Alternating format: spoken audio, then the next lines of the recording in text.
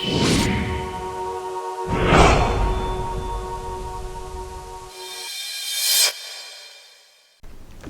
guys, welcome back to part 16 of the Ultimate Guide to Dark Souls. We're not doing this in parts, this is Tomb of the Giants. Tomb of the Giants, so yeah. No, is this not Catacombs? No, we've done Catacombs. Tomb of the Giants. Tomb of the Giants. So yeah, as you can see, we're not starting off in Firelink Shrine, we are starting off in Pinwheel, where this is just above the ladder from when you took on Pinwheel, so we're going to start with our Cast Light spell and proceed through, because this spell does give you so much help.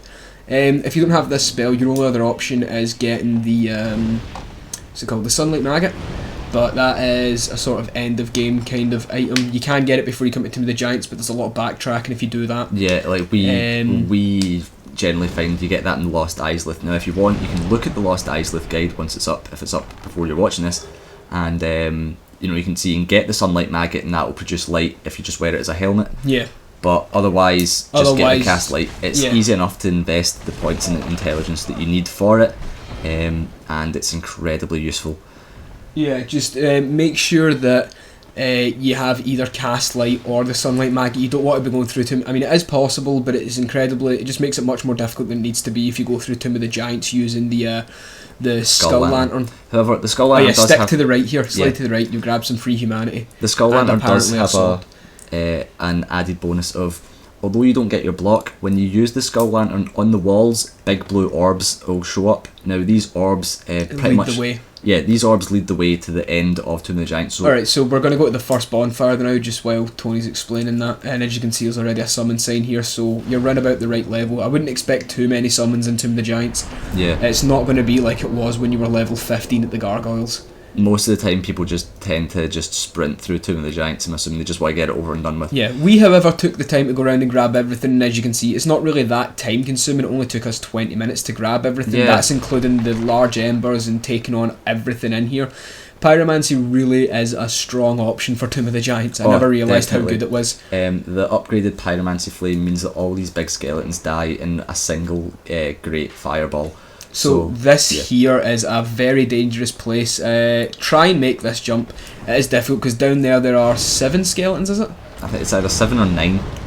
A hell of a lot. The point is though, the Ring of Fog is also incredibly useful, and you'll see that once we jump down. Yeah. The Ring of Fog is actually really useful. Without the Ring of Fog, you would have all of them aggroed on you at the same time, and you would have no time to do anything when you land down there. Yeah. It is difficult getting your pyromancies to land in this little section, so just be careful here.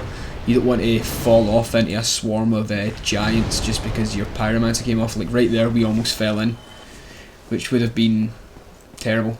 Yeah. So the large ember actually at this point is right underneath us. Yeah, so right now we're actually getting the large divine ember. Now, you'd really, unless you're going for a specific build, the divine ember or divine weapons aren't really needed.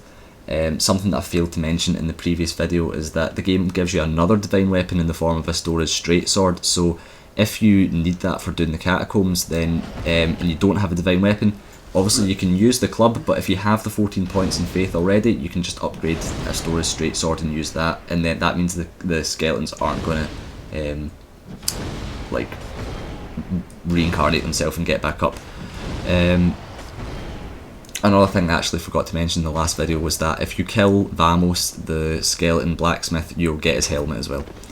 Alright, so as you can see right down here, there's not really a lot left to do, just cleaning up a couple of leftover skeletons. But with Ring of Fog has kept them separated. Without Ring of Fog, you would have aggroed everything in here on you at the same time, and that is hell. Now another thing to mention here is, now Whip. Look at what's happening right now. I'm using Fire Whip, and as I use it, my attack pattern is getting interrupted. So that used the full, I think it's 20 uses or 10 with Fire Whip right there. But if your attack gets interrupted, you'll still do the same amount of damage, you'll just have more uses left at the end. Yeah, so if even just one particle of Fire Whip hits an enemy, it still does the maximum amount of damage. Yeah. So basically you can kind of cheese enemies if you need to, like if you can tank hits and you want to maximise your damage output. Strong. So just use Fire Whip whilst getting hit to maximise the amount of damage you can use. So first thing I'm going to say about this video as well, so there's a lot of backtracking. Pyromancy is the quickest way to take out anything in here, because Your weapons do some damage, but the pyromancies do so much more. Not so only we're that, just refreshing pyromancies, resetting some enemies, stuff like that. Just so it's much easier for us to go through the tomb, considering we do like to use the chaos fireball and the great fireball, because they one hit the skeletons. So why not? Yeah. Now remember, if you want to upgrade your pyromancy flame, look at our guide part 13.5, which will show you the really easy way of getting souls in Dark Souls. And that way you can just use that to upgrade pretty much everything with very little effort. So that looks like Cast Light has just worn off. Yeah. It lasts 5 minutes. That's less than 5 minutes. The video hasn't even been 5 minutes. The video has. It's at 5:45. No, it isn't. Oh, fuck, so it is. Never mind. The Cast Light lasts 5 minutes. If you're an intelligence build and you're using the Lingering Dragon Crest Ring, that's 7.5 minutes of Cast Light. The whole reason to use Lingering Dragon Crest Ring, of course, for your intelligence build is for your magic weapon buffs to last an extra 50% longer, but your Cast Light also lasts longer, your hidden body will last longer, your hidden weapon will all last longer. So you've got the potential of getting 7.5 minutes of just crystal clear light to guide you through the tomb. Not that you particularly need it though. But yeah, we do highly recommend having, like, investing in Cast Light. It was actually Stephen's idea, and I'd never done it before, but Tomb of the Giants has never been easier. Yeah, although the fact that you can walk around with a shield and still have clear vision it makes Tomb of the Giants. That's the reason why Tomb of the Giants was always one of my most hated areas, because the shield. It was basically you walk around with a lantern until you get into lock-on range with an enemy. You then lock onto them, switch to your shield. You can't see them. You can only see the lock-on ring now, but that's just. It's just not an issue anymore. Yeah, and it really did help with like other enemies coming in from the side and smacking you while you were fighting, because you can't see them because there's no light. So Cast Light really is the best option for Tomb of the Giants, because the Sunlight Maggot doesn't exactly give you a load of defense either. Now, once we have got this item, we're now going to move on to the patches area of Tomb of the Giants. Yeah. Now, you really want Patches to become a vendor, and if you do what we do, that is, he will become the vendor. He sells a bunch of useful items. And the most useful item I've found them selling is the cleric armor. Yeah. Like the heavy cleric armor is insanely good. Some of it is just a direct upgrade from the paladin armor. Other parts of it they aren't as good, but I mean, it's a good looking armor. It's got really good defensive properties. It's got really good stats, really good poise as well, and its weight isn't really all that bad. And also, if you decide to go a faith build and you didn't start as a cleric, he's the only vendor that sells the canvas talisman. Yeah. Which is the best. It's the best talisman to use while your faith is under 40 but higher than 25. And then after that, it is Dark Moon. Yeah. Now. When in the Patches area, you then save Rhea of Thorland. Once you do this part, she will then appear in the Undead Parish where you got the Firekeeper soul. And you're able to buy her miracles. She's the advanced vendor for faith builds throughout the game. Like you have a few vendors, like you had Rickert, or was it Griggs? It was Griggs. Griggs of Vinheim. No, Petrus. No. What I'm saying here is Griggs was your sort of novice intelligence salesman. Oh, right, yeah. Your novice spell vendor. No. Here we are, because now we're at Patches. So now remember to just do what we say.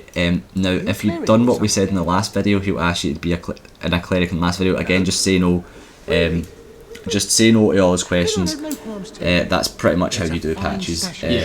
Unless when you ask for forgiveness, if you say yes, he says he doesn't do anything, but if you say no, he gives you 20 humanity. Yeah, so just say no and then just do what we do. Just look at the last video and then just do what we do. But yeah, back to what I was saying about Rhea, and the way that Griggs is a novice spell sword, and what's his name? Logan is your master spell seller. So Logan being your master, and then in the same way that Petrus is your novice and Rhea of Thorland is your master spell vendor for the faith side of things. I'm trying to think who else there is who would sell any sort of spells that faith you've got character. No, because you've got Laurentius for novice pyromancy, and you've got Quilina for master. Yeah, Quilina for the Quilana, whatever her name is. Yeah. Right. So anyway, now when he kicks you down here, this is the guaranteed place where you get the skull lantern. Yeah. Now you can also get the skull lantern from one of the necromancers in the catacombs, but it's a drop chance. If you've got loads of humanity and or you're using a lot of stuff, then that's good. Going to mute that now while we're recording. Cheers. So so like we said, if you don't have Rhea's any light here. source, There's Rhea there, just in case you miss her. She's now going to ask you to take on 2 of the clerics that were with her. Like when she was at the what do we call it, Firelink Shrine. She had 2 of her cleric bodyguards with her. You're now going to have to take them on and kill them because they've been consumed by insanity. They've went hollow.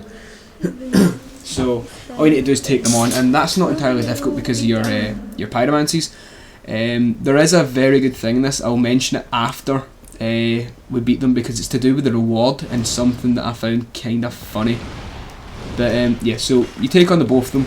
They're both using the crescent. Well, one of them's using the crescent axe, which is a fucking amazing weapon. Petrus also sells that. Yeah, not Petrus. Patches. Patches, yeah. Old lovable Patches sells it. It is one of my favourite faith weapons. Yeah, it is a pretty cool weapon. I just love its moveset. So yeah, now that you've killed them, watch carefully. I'm not going to get the reward. No, I do. We're just picking up this white chunk and then. Oh yeah, and then taking on the skeleton towers. Oh yeah, if you're a faith build and you've got a divine +5 weapon and you want to build it to a +10, you're in luck. Tomb of the Giants is full of white chunks and it's the easiest place to farm for white chunks, and the white slab is here as well. Yeah, you're right. So another cast light spell gives us another 5 minutes worth of just crystal clear vision. These things do drop white chunks quite a lot. The highest drop rate is underneath the boss layer. So let's watch carefully at what Rhea says here. You banished those 2 hollows, did you? It pains me to think of the trouble my failings have caused. I am certain that both Vince and Nico are grateful to you. Thank you so very much. Here, these belonged to them. You deserve them more than I. Did you get it? Here, these belong to them. They would want you to have them. Plural in both instances, but yet you're only given 1 reward. See, I reckon that there was something else in there. It was probably the removed cleric armour that they had. Because there was an even better version of the cleric armour. An elite cleric armour that had been taken out of the game, so she was probably meant to give you that. In the same way there's leather armour, knight's armour, elite knight's armour, there would be what's the robes called again? It's not blessed. I don't know. The standard cleric armour, the holy set.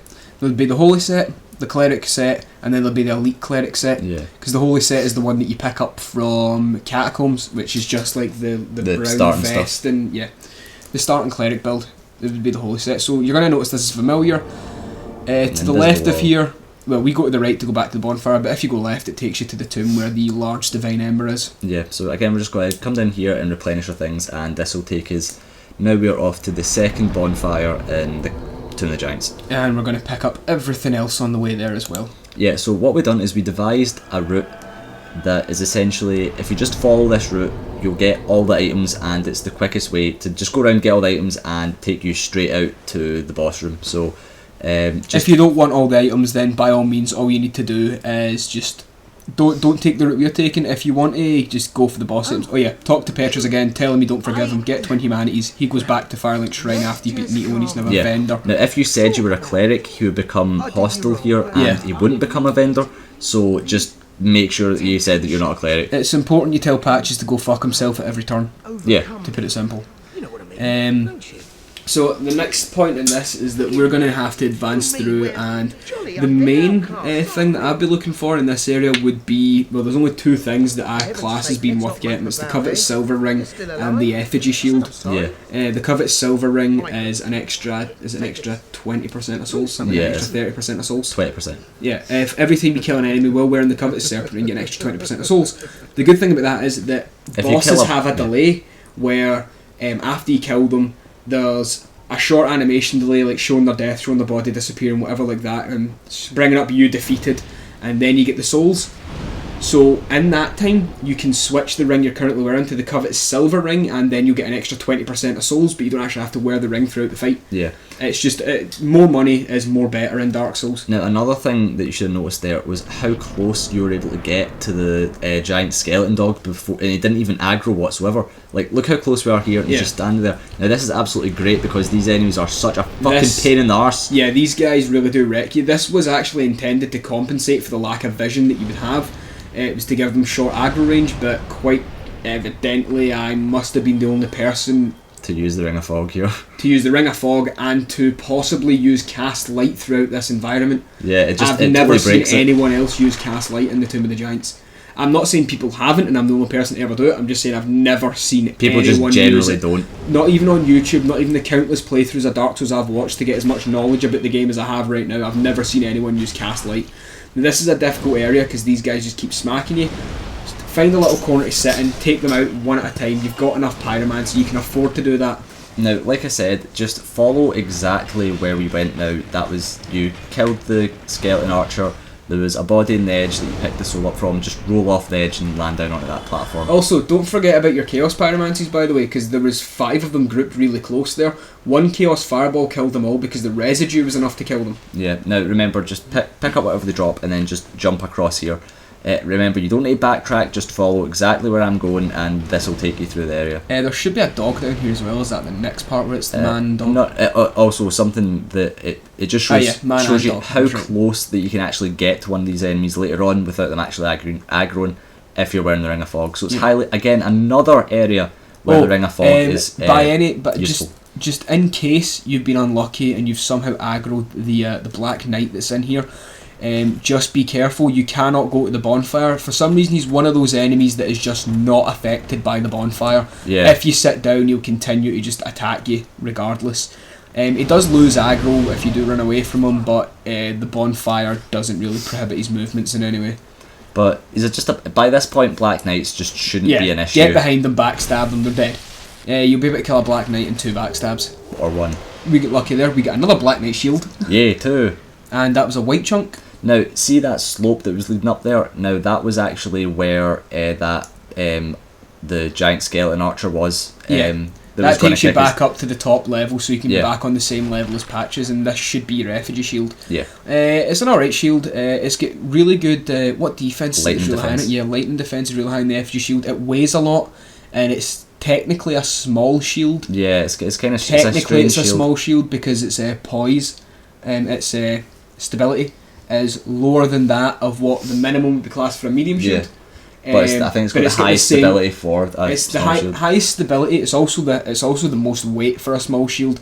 It doesn't have any extra parry frames in any other animations. Run this way. Like that. Now run down that curve there and then just follow this left wall around. Stay left. You'll land at your next bonfire, which is conveniently placed only about 5 minutes away from the boss. Yeah, so now it's very simple just to get to Go human at this point. You want to kindle the bonfire so you get at least 10 flasks, and you want to be in human form so you can take on Paladin Leroy. Yeah.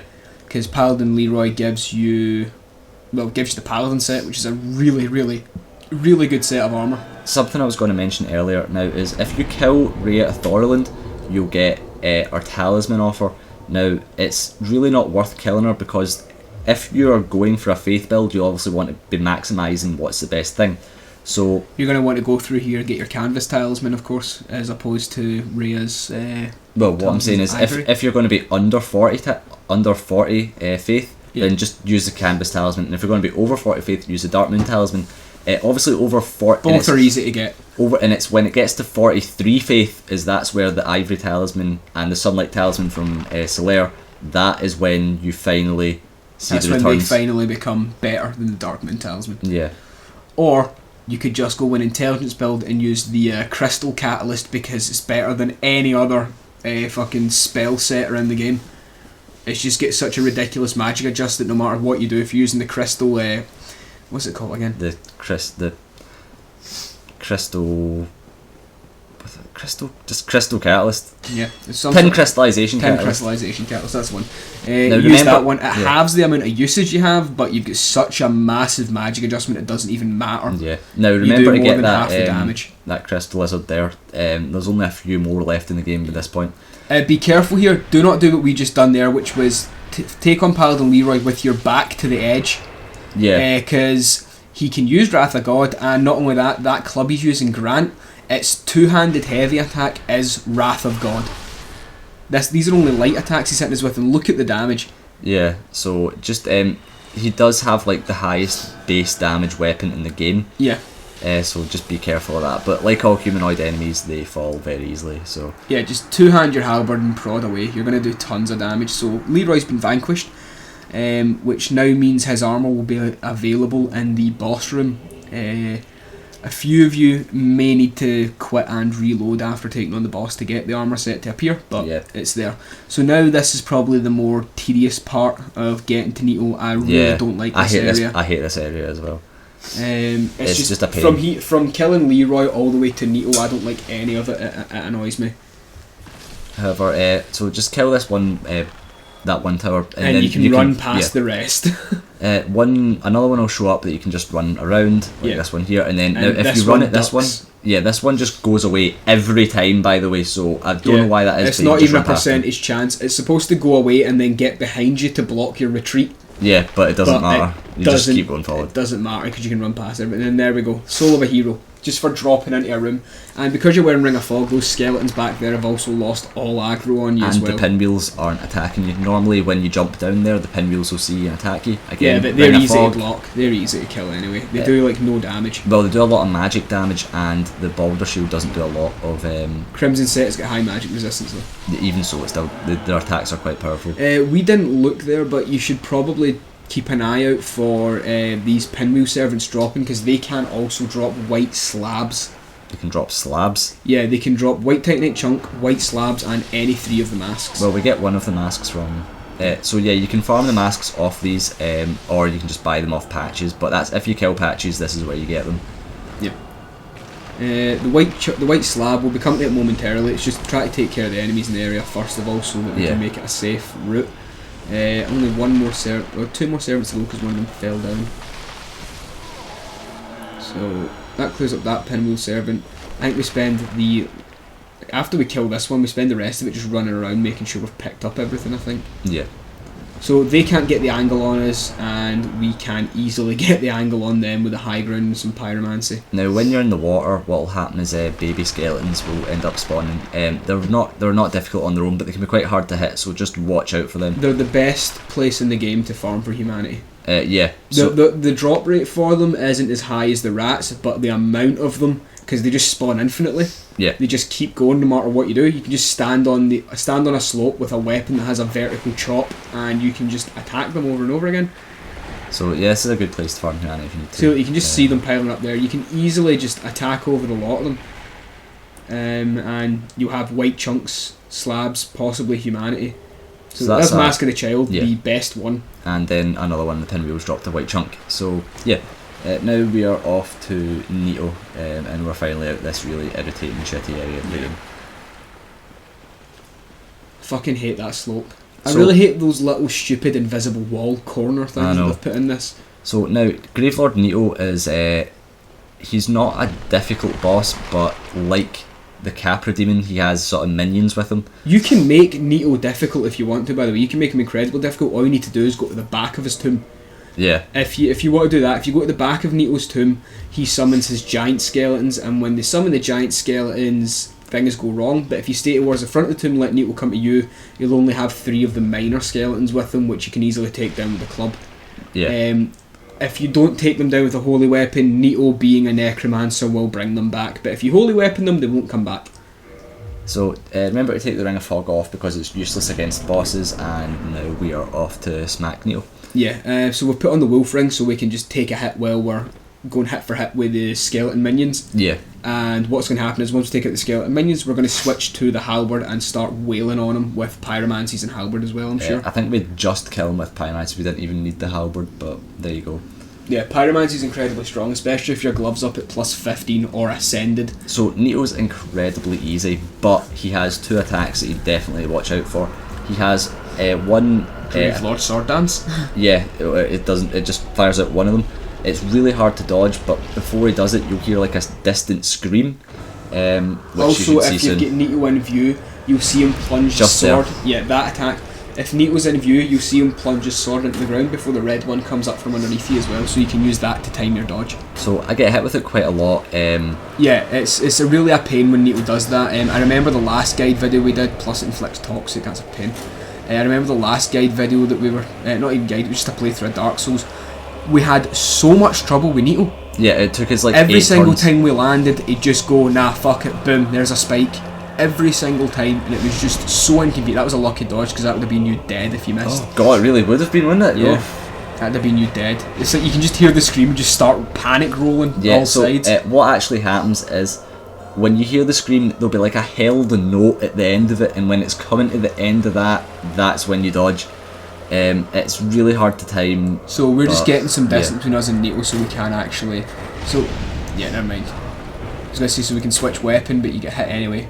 Halberds. Yeah. Alright, so we are very close to the back of his tomb. If we were to take another few steps further back, we would probably have aggro. We would probably give Nito the chance to summon his giant skeletons, which would have been horrendous. So now it's just a toe-to-toe with Nito, which isn't difficult by any means. That's the animation there, so if you time it, you can get your dodge right. It is very precise timing, unfortunately. Yeah. He only has one other attack that you need to watch out with, and it's like a big shockwave attack. Oh, this is AoE. He's miasma of death. Yeah.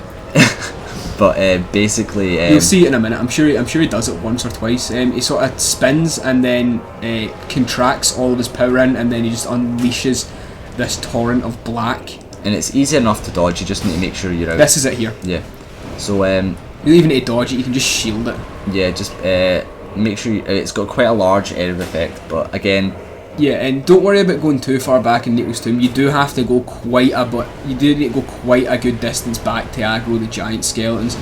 But right there you go. Fire Whip finishes him because it hits him twice for 854 damage, and that's 2 hits. So out of the 21 that were used, only 2 of them hit. Yeah. So that's us getting Nito's Lord Soul, and just on the right, that's where the Paladin armor comes in. We have to quit and reload, but the Paladin armor is sitting right there, nice and handy for you just to pick up. And there's a bonfire in here that you can warp out of as well. After doing this, you cannot become a Gravelord servant, but it doesn't matter at this point in the game anyway. Yeah. So again, we'll go into more detail with that in the Covenant guide.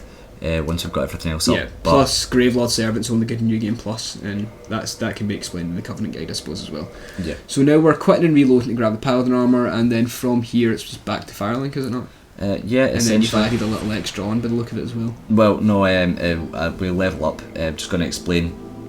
At the beginning of the guide, we said that we were just going to stick at 40 vitality, 14 intelligence, 19 attunement, 16 strength, and 26 endurance. 26 endurance, 12 dex. 12 dex, 16 strength. But eventually we ended up getting so many excess souls that we just went, fuck it, it doesn't matter. So we ended up putting more into endurance and probably some more into vitality. No, we put more into endurance, and we put our strength up to 20 and our dex up to 16. That was it. The reason for that is that we wanted to use the obsidian sword because it is insanely good. It's 20 strength, 16 dex. It's just a direct upgrade from the Drake sword. Its two-handed attack is an AoE spell which just sends out pillars of fire. It's not pillars of fire, it sends out lines of flame in an explosive radius around you, 360 degrees. And it's also one of the only dragon weapons in the game that's buffable with stuff like Crystal Magic Weapon, stuff like Sunlight Blade, Dark Moon Blade. All these things can be used, whereas they really shouldn't be able to because you can't use them in any other dragon weapon. So it does make it the best dragon weapon in terms of that. So we'll show you how to get that in later videos for the DLC you'll stuff. You'll see that in the DLC video when we take on Calamite the Black Dragon. And eventually then what happens is we just end up wearing some new bits of armour just because we've upgraded our stats. But at this point in the game you could easily complete the game with like no hassle whatsoever. We've completed the game at level 65. I've completed the game at lower than level 65. I've completed the game at like level 40 something. I mean, people complete the game, you can do it in like level 1 or whatever. I've seen people that take on the game without leveling up at all. I've took on Gwyn without leveling up. So anyway, that's the video there. Hope you enjoyed that. The next video should be New Londo, and rate, comment, subscribe, and we'll see you then. Bye. See you guys later.